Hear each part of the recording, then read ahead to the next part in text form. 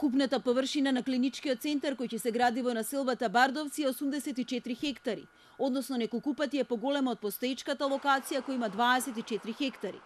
Изградбата треба да почне за 1 до 2 години, а очекувањата се дека ќе трае околу 5 години. Првичните проценки се дека целата инвестиција би чинила околу 420 милиони евра. Министерот Филипче најави дека владата ќе преговара за да не плати пенали од 5,5 милиони евра, бидејќи претходната власт веќе потпиша договор за изградба на клинички центар на постојната локација. Се надевам дека ќе имаме простор да преговараме со банката со кој што тој договор е потпишан, дека ќе успееме да направиме реаранжман на тој договор, дека ќе успееме да не ги платиме пеналите кои што се предвидени да се платат доколку овој договор не се оствари. Сепак вели да се платат пенали, тоа на долг рок ќе биде најисплатлива инвестиција. Опцијата клинички да остане на старата локација според министерот би била неоснована поради неколку причини. Тоа место е загушено и со новиот паркинг проект ќе остане тесно грло.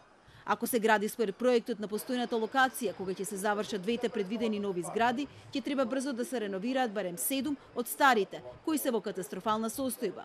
Во Бардовци ќе има можност за модерен медицински град, вели Филипче. Разгледувавме неколку локации кои што се доволно големи да освен зградата за клиничкиот центар се смести потенцијално и медицинскиот факултет, понатаму соодветен истражувачки центар, па евентуално и кампус за сместување на студентите по медицина. Додека конечно се изгради новиот клинички во Бардовци, се подготвува сообраќајно решение за рестеретување на метежот до постојниот медицински центар. Ќе обезбедиме посебна лента за влез на брзата помош.